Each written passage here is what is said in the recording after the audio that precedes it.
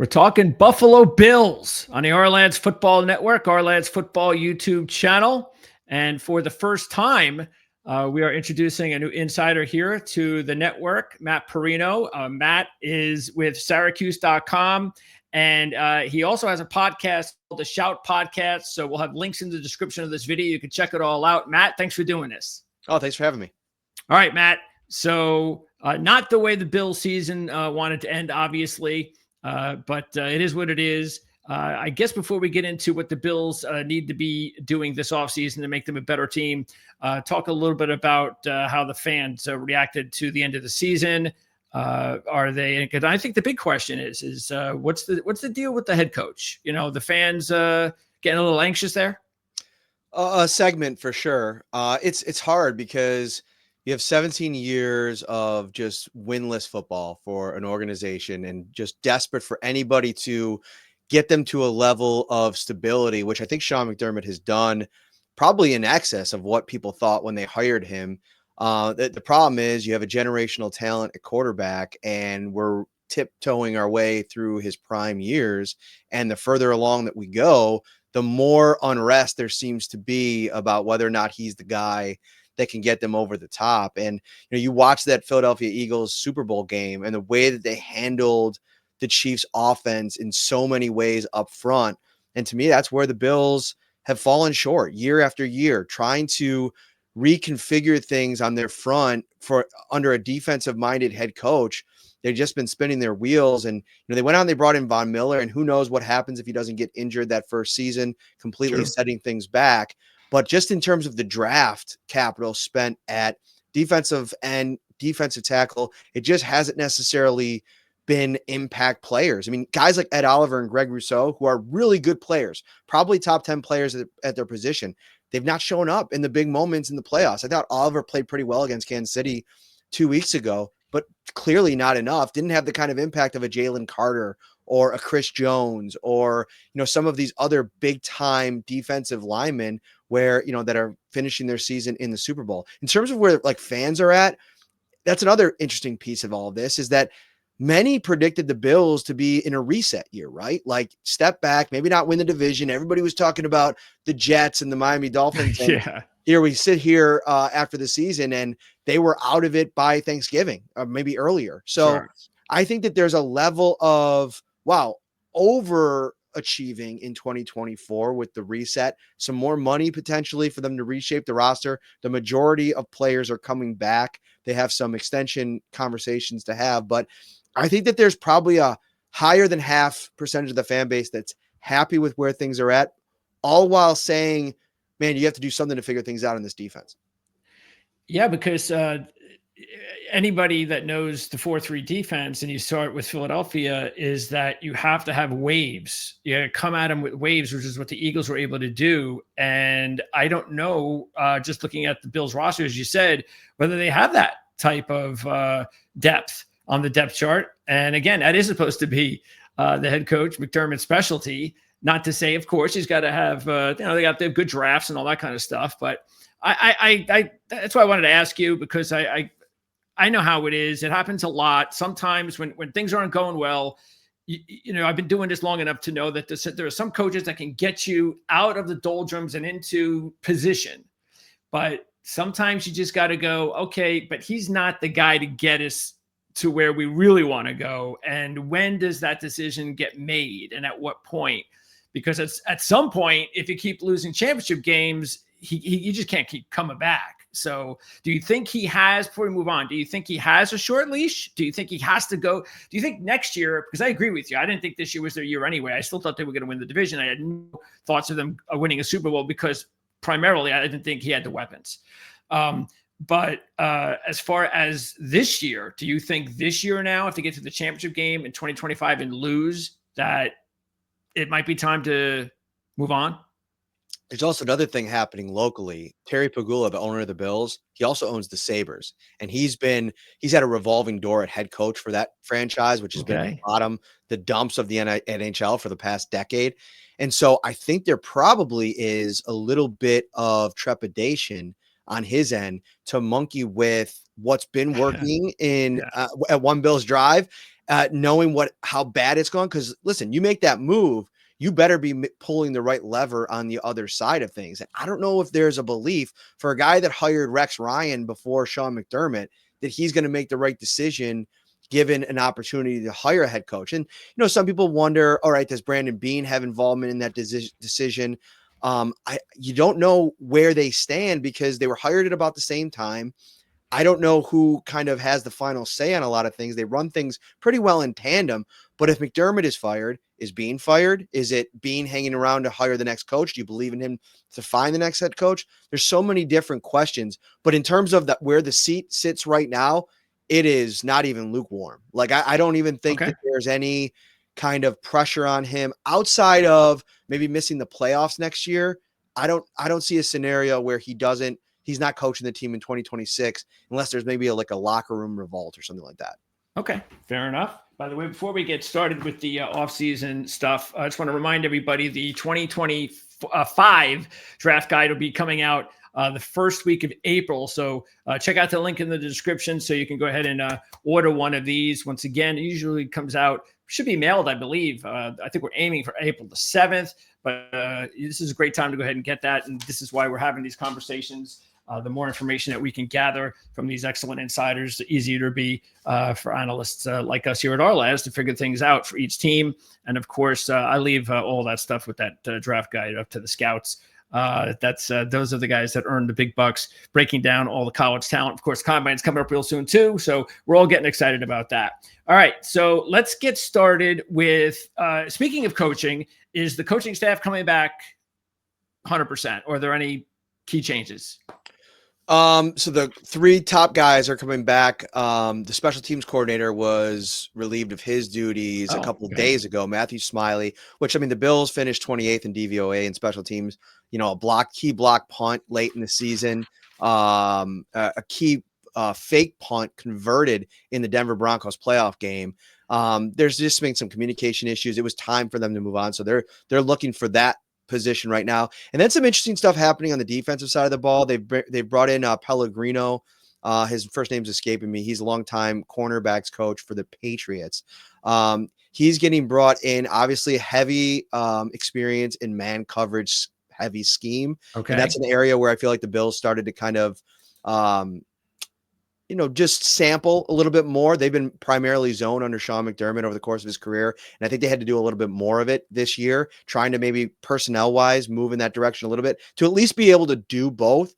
And then also Ryan Nielsen, the former Falcons defensive coordinator, he's reportedly been signed as a defensive analyst, another man heavy guy, real success building the fronts in the last couple of stops. He was with Jacksonville for a brief time as well. But they got to do some things on their defensive line to try to unlock some of these draft picks. They got a 5th rounder last year, Javon Solomon, Dwayne Carter in the middle in the 3rd round out of Duke last year. Very, very minimal contributions as rookies. They're going to need those two guys to be like, you look at the Eagles, right? Josh Sweat, a former 4th round pick, Milton Williams, a former 3rd rounder. Those are the kind of guys that you have to build your defensive line with. Kansas City has done it for years. Pennell, Dana, Wharton. They have a ton of middle round draft picks that, they build around Chris Jones with, and the Bills have not been able to do that. It was so bad this past season. You see them bring back Jordan Phillips and Quentin Jefferson. They're trying anything to try to find depth on the interior of their defensive line at a low cost. To me, I draft 3 defensive tackles this year and say, you got darts, start throwing them. Well, it's interesting. Of course, you note that position because we believe that there are 3 top depth positions in this draft, and that's one of them. Is defensive. They're just loaded with defensive tackles in this year's draft. The other 2 are running back, and what is the other one? Running back, tight end. Running back, tight end, and defensive tackle. So this is definitely a year for that. Okay, so let's talk about the free agents. But this is one thing. Now, okay, say what you want. I don't know about the everyday comings and goings of Beane and what he's done. But when I look at contracts, that's important and how he handles them. And it looks like it's pretty good. I mean, I've been doing this for a while, and not a whole lot of guys that they have to worry about. You mentioned the tackles, as we could see there. Those are in green, any of the unrestricted free agents on the depth chart. But it looks like here, I don't actually see one player that if the Bills lost them, that they would be in trouble or they would have to, panic. There are obviously some starters here and contributors that we can go over, but is there a guy that, like, if you had to pick one free agent that you think the Bills need to bring back and want to bring back, who would that be? I would have said before last season that they might want to work towards a deal with Rasul Douglas. He came over and had such a big year one impact with him, but there was drop off this past season. I mean, he just wasn't the same player. And I think at age, I think he's going to be 31 in 2025. You're probably looking to get younger. And also, if you're looking to play more man coverage, I don't think Douglas is the perfect fit in that kind of scheme. So honestly, I agree with you. I think that, the one under the radar guy I'll throw out there, Dewan Smoot, if you can get him back at a really nice number, he was great. He called the defense on third downs. He can shift inside and play interior defensive tackle as a pass rusher on those pass rushing downs. And he's really good at setting the edge as a run defender. And he's going to be 3 years now from the ACL injury. So you might be getting a real good bargain if he's defensive end 4 or 5 on the roster and that kind of veteran presence. So I wouldn't be surprising if they brought him back. But again, the line's interesting because there's a couple potential big fish out there that if Brandon Beane wants to take a swing and get rid of some of the draft capital, go try to acquire a Myles Garrett or a Max Crosby or a Trey Hendrickson. Those are the kind of moves that I think are going to preclude you from maybe bringing back some of those mid-level veteran free agent types. And I think you're going to go fully young with maybe even some undrafted free agents around a Rousseau and Crosby, if that ends up being the case. Yeah, the whole Garrett thing could be crazy if they actually do trade him, and they're going to want a king's ransom. Yeah, and they're going to get it. I'm sure somebody will give it to him if they really want to let him go. I mean, if the Raiders, I don't know. I think the fans would revolt if they got rid of Crosby.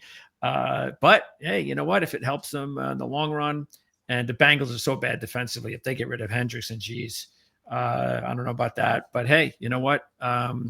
Everybody has their own problems, especially in the salary cap era.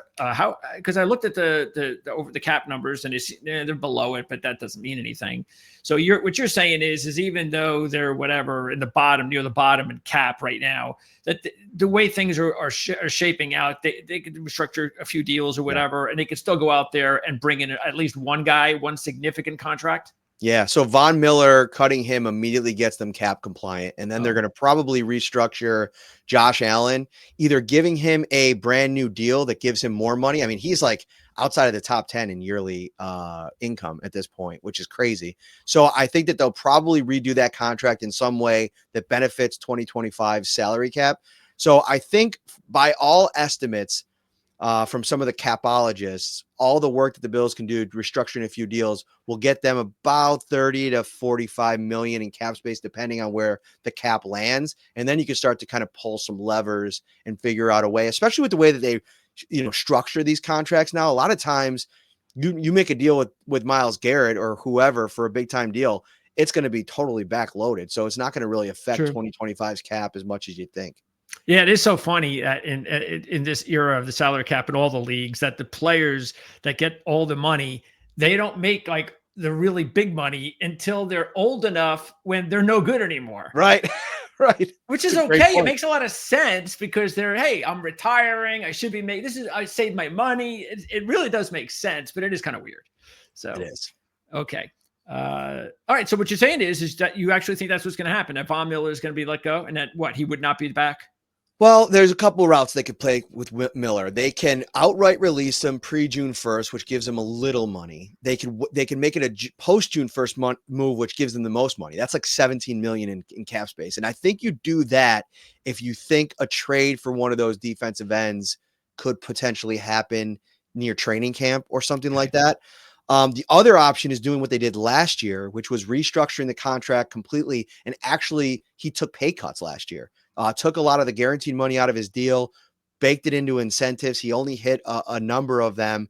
And so what that ends up doing is kicking the can down the road in a little bit of a way, but also banking on, hey, we don't think you're going to probably hit all of these incentives, and it helps us in the now. Because I think he's already made whatever it ends up being, like 70 million of that $120 million contract. So I Okay. think at this point, it's like, hey, do us a solid. We've kind of stuck by you. I mean, he's had some off the field issues. You remember the arrest and some of the stuff around that as well. So I think that he's willing to kind of play ball, especially if that ends up meaning he can hang on as like a situational pass rusher one more year on a run at a Super Bowl. I think that, he's close with Josh Allen, a couple of the other players, obviously Brandon Bean.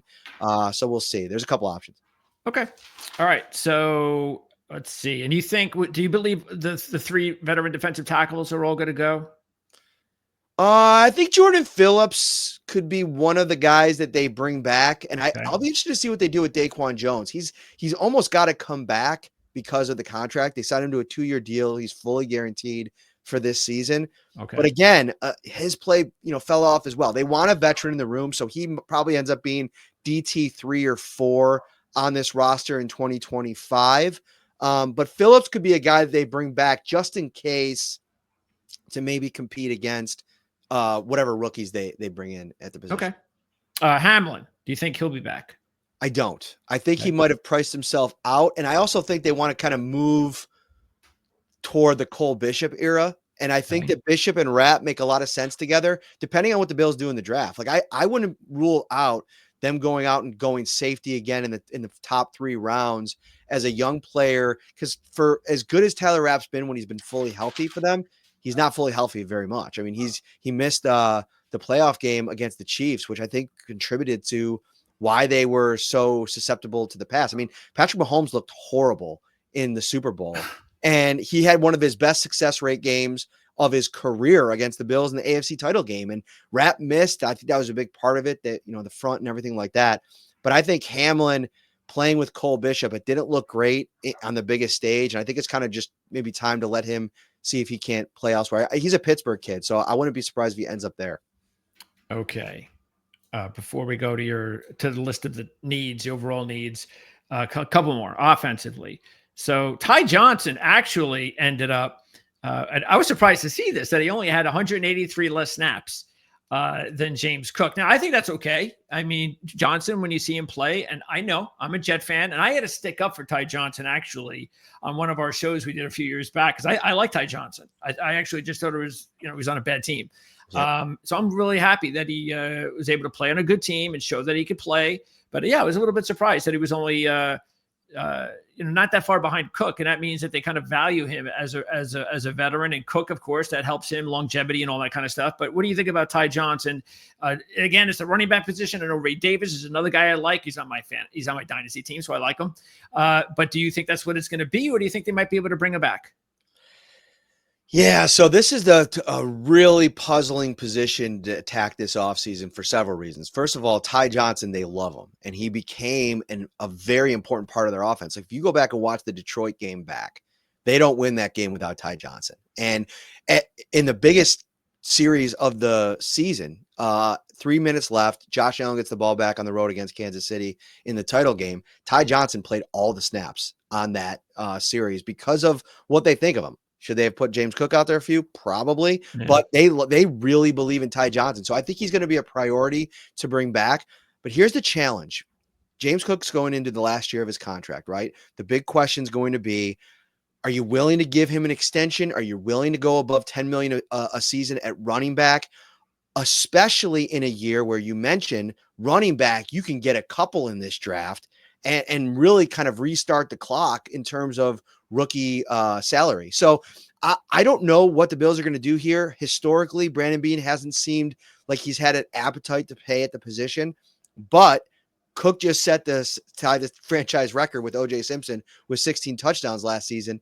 And they were in the mix for Christian McCaffrey, trading for him back before the 49ers landed him. So I think the Bills value the position, the production that Cook had. It's just going to be about weighing that versus you're paying your quarterback $60 million a year. Yeah. Can you afford that kind of luxury? Especially if you look at it right now, you can add another back right now or two, and now you'll be paying more than half less than you'd be paying James Cook on an extension. Yep. And because, again, this is the reason why I didn't think the Bills were going to go I didn't think we were going to go far this season as far as they went. this receiver room. I mean, you looked at it when the season began and it didn't change. Yeah, all right, they brought in Amari Cooper. But other than that, I mean, when Matt Collins leads your team in snaps at wide receiver, you got problems. So what are they going to do there? I know they're hoping Keon Coleman takes the next step. I completely get that. And Shakira's been a nice player, but they need a couple of guys there. I mean, this is Josh Allen, for crying out loud. And like you said, if they're going to spend some money, well, maybe this is a position they need to spend, maybe even more so than running back. Curtis Samuel was a misfire by Joe Brady, who had him in Carolina, and I think believed in what he can be in this offense. Couple things at play here. Number one, they value guys that can be out there that can block. I mean, their run game was amongst the best in the NFL. A big reason for that is Matt Collins came in and fit into that Gabe Davis role from the year before as a blocker, and then led the team in touchdowns. Like you said, you don't want that to be the case, but he gave them really good snaps on the outside. The problem was they had nobody out there that could keep a defense honest as a separator or a deep threat. Like, I thought they ended up trading back, right? And they take Keon Coleman, who is this polarizing player, knocked for his inability to separate at the college level. The numbers show at the professional level, same problem. I would have liked for a team that's been so aggressive about trading up in the first round the last couple of years, go up to get Kyrie Elam, flop, go up to get Dalton Kincaid, jury's still out, not a great second season after a really good first season. I thought the play was to go up and get a Brian Thomas Jr., who was that last receiver in that elite tier that gives you everything you want on the outside to pair with Josh Allen for the next 4 years. They didn't do it. Now there's a draft where you don't really have that option, but because it just doesn't feel like the wide receiver class has those it's that bulky in that tier. But here's the thing. Remember years ago in the A.J. Brown class, where a lot of the really good players went in the second and third round because there was nobody really top heavy. Everybody had their warts. You got to hope that this is a class like that, and you can evaluate and find your A.J. Brown. I think so. Matter of fact, I think that's what it's going to be with the quarterback position. I think the quarterbacks that are going to get taken in the second round, third round, are going to end up better than the guys in the first round. That's just me. And I know a lot of the scouts at our lads, I think they agree. So, but the Bills don't have to worry about that. All right. So, let's flip over now, since we've gone over the free agents, and go over the needs for the team. It's up to you if you want to do them in order, or you can just throw them out there and then we'll put them in order after that. I'll let you begin whatever way that you want to go, if you want to go in order or not. Yeah. So I think my biggest need is probably defensive tackle. And a big reason for that is, I mentioned Keon Coleman a minute ago. Man, I think, to me, T'Vondre Sweat was sticking out on the board when they selected Keon Coleman. They also passed on Cooper DeJean, who sneaky could have been a nice piece in their secondary as well. He can play safety, he can play slot corner. He's kind of a chess piece. And the Bills have kind of shied away from that. They had an opportunity to draft Brian Branch a couple years ago late in that round. They didn't do it. Kyle Hamilton, he didn't get to them, but they could have been aggressive to maybe go up and get him. Felt like a Sean McDermott type of guy. Didn't go after him. It feels like they shied away from those kinds of pieces. And then the big defensive tackles, like Sweat's a unicorn. I mean, you don't have that kind of athleticism at that profile, and he would have fit perfectly next to Ed Oliver. And I think that they believed in Daquan Jones. He was really good the year before the pec injury cost him most of the season. Just because you have that in a veteran doesn't mean you shouldn't look to add the next iteration of that guy at that position, because now you sit here with this being, to me, the biggest need on the team, and you got to hit. And luckily for them, it seems this is a good year to need that position, but they're probably going to have to find a couple guys. Okay, well, they'll be able to do that. They just have to make sure they hit the right ones. Right. By the way, speaking of draft capital, how is the capital? What are they looking at? Do they have picks in every round? So they pulled off that trade for Stephon Diggs, which gave them an additional second-round pick. It's the Vikings pick, so it's not super great, but they have 3 in the top 62. And from what I've read, and you'll be more knowledgeable on this than I, the real juice of this draft seems to be that 20 to 60 range. So they might be able to get 3 starting level players, maybe 4 if they hit on the third round. And that's, to me, is what they have to do. Like, if you look at the real reset for the Chiefs was the Trent McDuffie draft, which I think They also got Karlaftis in that draft too, if I'm not mistaken. Or maybe it was separate years, but whatever that draft was with McDuffie, they ended up with 5 starters on that Super Bowl team from that draft. And that to me is how great teams stay great. If you don't hit in the draft, it's not going to be sustainable because they're not paying big time free agents at this point in the build. They just can't do it. Yeah, there is definitely. I'm just looking at it right now. There is just a lot of really good solid D tackles that are still going to be available on day 2, and that's definitely something that I think makes a lot of sense for the Bills. Speaking with you here, you mentioned Solomon on the edge, and we didn't talk about Carter. So he was, 3rd rounder. So Yeah. what happened with him? And is there still hope, I would guess, that he could be a big part of their edge rush room next year? No, he's kind of like Ed Oliver's backup. I mean, not edge rush, but yeah, yeah. he's like he's a 3 tech. And I think the problem for Carter was he's a little bit undersized, a lot like Oliver. And there's a welcome to the NFL moment for guys that played at his level at Duke. I mean, he wasn't seeing the kind of offensive lines that he's seeing in the NFL. So I think there was a little bit of a buffer zone. He had a couple of flashes, and then he had a big time wrist injury that cost him pretty much the rest of the season. He was inactive down the stretch. I don't think he ever got strength back in the wrist, and that is what it is. But there were a couple games there where I thought, okay, maybe the light's going on for him a little bit. They love him in the room. They think that he's got the everything that you need to be great in between the ears is there. So I think he has the potential to take a huge step. But I don't think the math necessarily means you're penciling in Carter as this impact player in year 2. I almost feel like you put him off to the side. You hope that he turns into something. Bonus. That doesn't preclude you from going out and addressing the spot.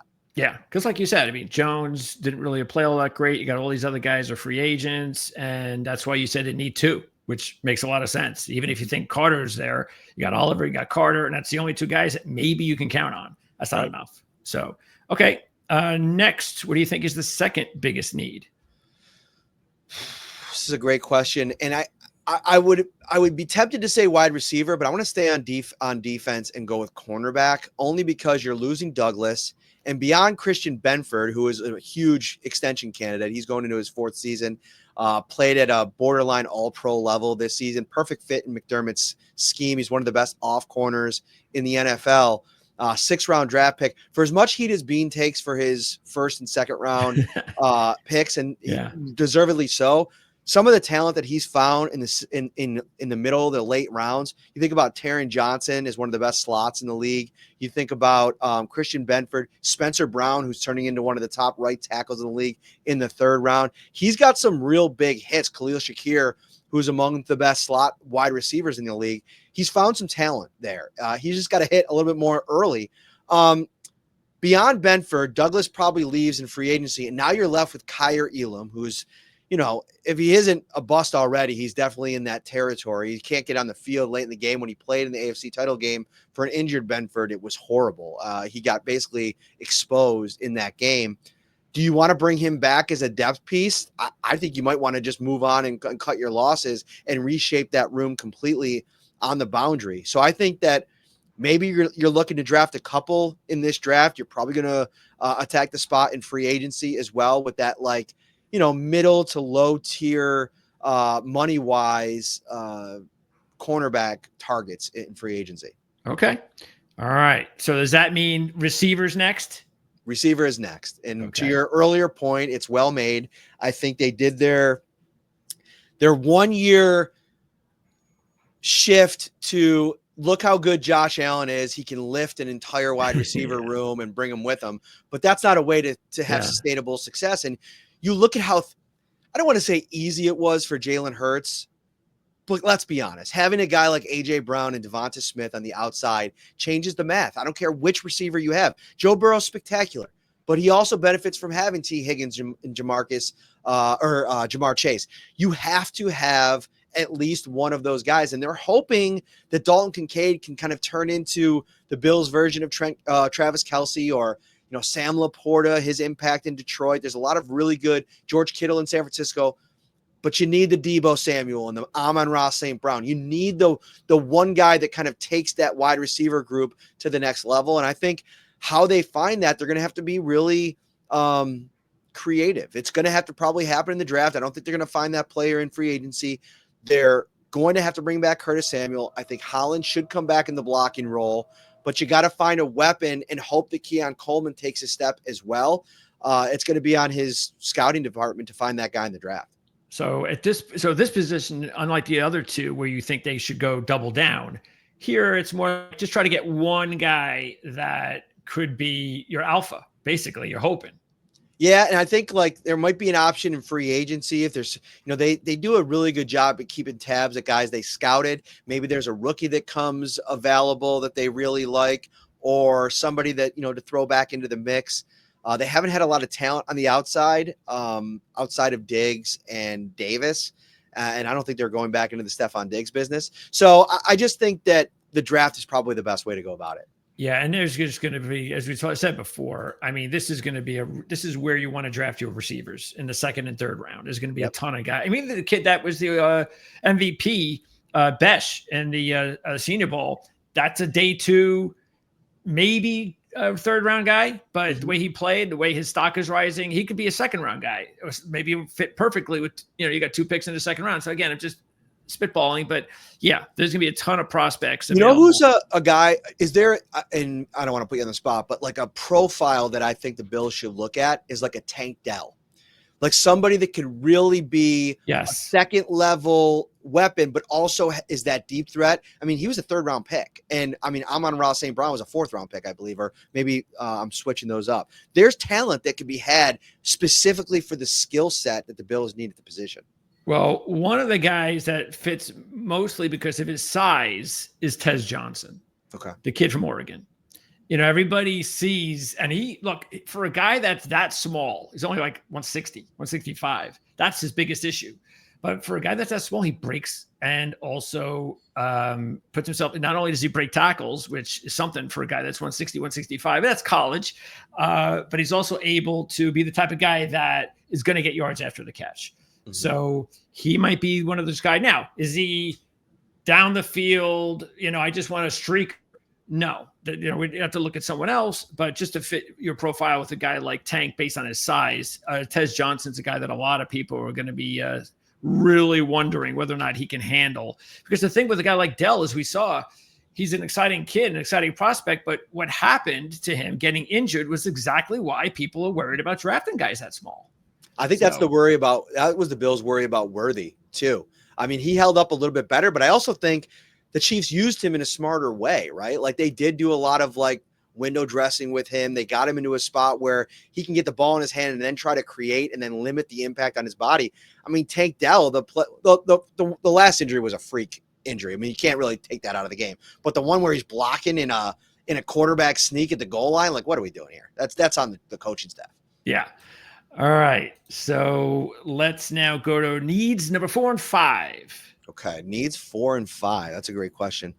I think you got to go. Do they need another edge rusher?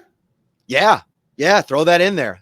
Maybe I would even put that above wide receiver. And, they need an edge rusher, and I think they need an elite edge rusher. And I say that because, and that's why I bring up the Garrett stuff and Max Crosby potentially, is because if you add in somebody that could potentially take the pressure off of Greg Rousseau and Ed Oliver, I think what bringing in a Myles Garrett does is it allows them to not be the guys that defenses game plan for anymore. And now they can almost in their own way become a limited edition game wrecker. I remember when Chris Jones was at the height of his powers and they brought in Frank Clark, and early on in that marriage, how tough those two were to deal with on the defensive line. I think George Karlaftis, his stock rises because he gets to play with Chris Jones, TJ Watt in Pittsburgh, Alex Highsmith, and how he's come on. I think a lot of that goes into, he's a good player. He's probably going to become good in his own right, but there's a benefit to playing with another elite player on the line. The Bills don't have that right now. They don't have I don't think that they are in a position with where they are in Josh Allen's career to hope that they can find that in the draft, especially where they're drafting. I think you got to go out and almost like force it a little bit. And so I think with where this draft sets up, with where the positions are strong and deep, you can maybe sacrifice some high-end capital with a Cleveland Browns team who is, let's be honest, in a quarterback class that nobody's excited about. Do you want to maybe stock up on picks next year to have the momentum or the weaponry to go up and get your guy next year? This is a complete reset year for the Browns. I know Stefanski and Barry don't want to admit it, but they're not going to be good. And Myles Garrett wants out. Even if you convince him to stay, it's not a sustainable model. So if I'm Brandon Beane, I'm calling up and saying, here's all my picks next year. Here's a one this year. I got 2 in the second round. I'll try to fill holes there in the third round as well. And now you got Myles Garrett. You got some pieces this year, and then try to get some, top 60 pick next year, next offseason. And what makes it really good for the Bills is like you said, the being really is much better drafting in the middle to late rounds. Perfect. I've just given up all my top picks to get Garrett, so I don't have to worry about missing up there. And then all the other pieces we're talking about are guys that you can draft in the middle to late rounds, the skill position players, a corner. So it makes a lot of sense. And look, if you have Myles Garrett on one end and Josh Allen on the other, and you can't win a Super Bowl, time to find a new coach. So 100. That will be what gets Sean McDermott fired. I think so. Maybe he's not pushing for that move. I don't know. That'd be worst case. That'd be a good thing. A good thing to sort of like works either way. All right. Yes. So we got an edge, and then let's finish it out. We've got 3 on defense. So unless you want to go linebacker, let's go back to we got receiver. I think like maybe a guard, because Osiris Torrance is going to year 3. He's your right guard of the future. David Edwards was really good for them, and he is an Aaron Cromer throwback guy. They spent time together with the Rams. He's a leader on this defense, but he's going into the last year of his deal. So I think finding the heir apparent to David Edwards has to be a priority, and that might be on the roster. Alec Anderson is a guy that played the jumbo tight end role for them, the 6th offensive lineman, spectacularly. He's a nasty, really fun character to cover, and can play all 5 positions on the line, most notably guard. So maybe that's the idea beyond David Edwards. But I think if you could maybe find a middle round guy to maybe start developing, that could be what I'd say is probably the next need. And they're happy with the centers, with the long-term center spot? Yes, because McGovern is going into year 2 of a 3-year deal. They love him. And then Van Pran Granger out of Georgia, 4-year starter there. They drafted him in the 5th round last year. He's going into his 2nd year as their primary backup. He's the center of the future, I think. Okay. Yeah, so that makes a lot of sense then, because Anderson, that's a guy that the Bills.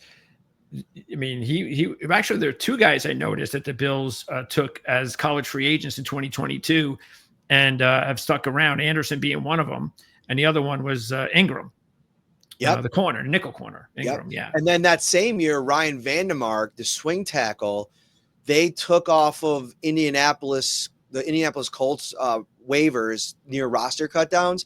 Okay. And that guy is coming. I mean, he played for Spencer Brown this year and was so good. I was surprised that I think he was a restricted free agent or a exclusive rights free agent. The Bills brought him back on a 1-year deal. On the other end of that, he is going to be a sneaky sought after free agent. The tape that he put out this year was really tremendous. All right. Excellent. Because that's actually one of the other questions. We've already hit on some of them as far as young players who could take spots in the next couple of years. So you've mentioned a couple of offensive linemen.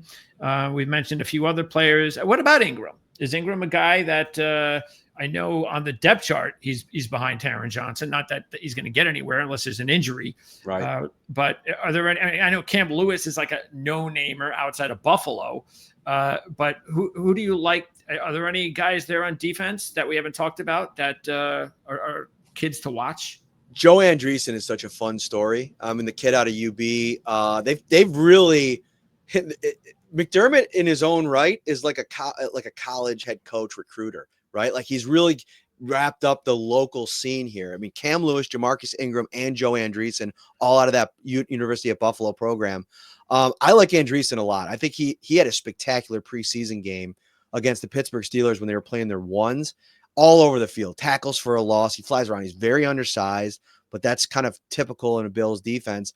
I wonder how much the Bills, I know they have Taron Johnson. They pay him a lot of money as a slot. If they don't employ some more three linebacker looks next year. And Terrell Bernard, he's their middle linebacker right now going into, I believe, his fourth season. That's going to be a decision whether or not they want to extend him. What's the money going to look like? It's not going to be nearly what Tremaine Edmonds got as a free agent a couple of years ago, because I think he's very specific to this scheme. He's undersized. I don't think a lot of defenses utilize his specific position at a middle linebacker. So Andrees is somebody to watch long term. I like Ingram a lot. They use him as a Swiss Army knife. He can play backup slot corner. He can play boundary corner. They used him in the dime package as the extra safety.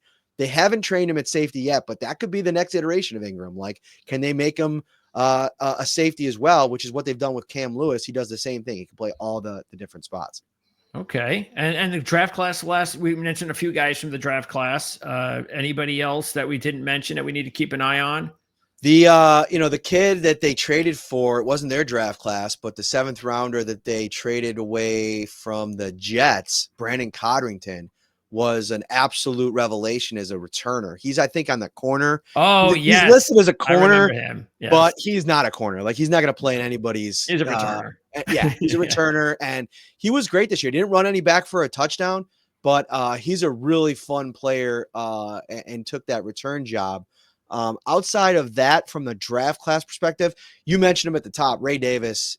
They love the kid. He does everything. He blocks. He can catch the ball out of the backfield. He's a really good in between the tackles runner. He's got some long speed. So he's the yards before contact was really good for this running back room in general. It's a good run blocking offensive line, but man, he's punishing at the second level. So is James Cook. James Cook is completely different than his scouting report would have told you a couple years ago. Like, he's really put on some weight. He's a physical runner.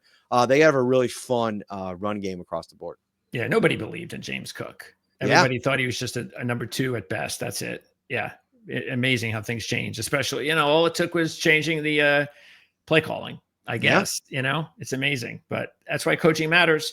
Spector's a guy, by the way, that got almost 300 snaps with the injury situation. Is he just a guy, or did he do anything? They'd love him to be more than just a guy, but the problem is the guy just can't stay healthy. He plays with reckless abandon, and he's had this nagging calf injury. I'm not kidding you. He's gone on an IR at least 3 times for a calf, and he's been on an injury report for probably about 6 times in 3 years for a calf. And it's this recurring problem that just at this point you have to figure is not going away. He's on a rookie deal. He'll be back. He'll be in the mix. But I don't know how you go into another year like this with him where he really was their primary backup linebacker while Milano was out. Like, Dorian Williams was starting with Terrell Bernard, and Spector was their top backup linebacker. The math changes a little bit with Milano coming back and now healthy and in the mix. But I wonder if they don't look to the draft. They also had Edifwan Ulofoshio out of Washington, came in last year, the 5th rounder. Didn't play at all really as a defensive player, played mostly special teams, but they really liked him coming out. He could be a guy that maybe factors into something for them in 20, and maybe a reason why they move on from Spector. Okay, definitely all excellent stuff. Speaking, by the way, special teams, the kicking game, they're set. Yeah, I think that Tyler Bass was he came on strong. He had a rough offseason. He missed that big kick the previous playoffs and a lot of questions about him. But, man, I think he made 11 of his last 11 kicks and some big ones in the playoffs. So he'll be back. Sam Martin will be back on the 2nd year of his deal. He was actually exceptional this year as a punter. I mean, in Buffalo, finding a guy that can cut through the weather and figure that out. Reed Ferguson, though, their longtime long snapper, I wonder if he ends up being a cap casualty. He's a free agent. I wonder if they just look to get younger and cheaper at that spot. He was a captain a couple of years ago, somebody they love in their locker room, but that wouldn't surprise me. Okay. Awesome. Well, there you go. We've covered just about everything in 44 minutes. So I appreciate this. I know that, again, this is only the first time we've had an opportunity to do this, Matt, but I hope we'll be able to do this a lot more. And again, links in the description so you can check out everything that I could possibly see, where I could find you on social media, Matt. So you've got the Shout podcast. How often do you do that? In season, we're probably 4 or 5 times a week. Right now, we're definitely scaled back to kind of catch our breath a little bit. But once we get to the combine, all the big tentpole events, you're gonna have tons of Bills specific content to dive into. Yeah, that's going to be a lot of fun. And you post at Syracuse.com. How often Yep. do you do that? Almost every day in season, Okay. and then off season, really it stays the same. So myself, my tag team partner Ryan Talbot, we have you covered over at the site. Awesome. Matt, I really appreciate your time. And hey, best of luck this offseason. Sounds like it's going to be a fun offseason. It looks like the Bills might be making some news, especially if they could pull off a Myles Garrett trade. Give me the news. Give me all the news. Yes. And if that happens, you'll definitely be hearing from me among probably 100 other people. But anyway, if we don't hear from you because there isn't a Myles Garrett trade, then I'll definitely call upon you after the draft and maybe we can talk then. So yeah, appreciate your time. Take care, Greg. You got it.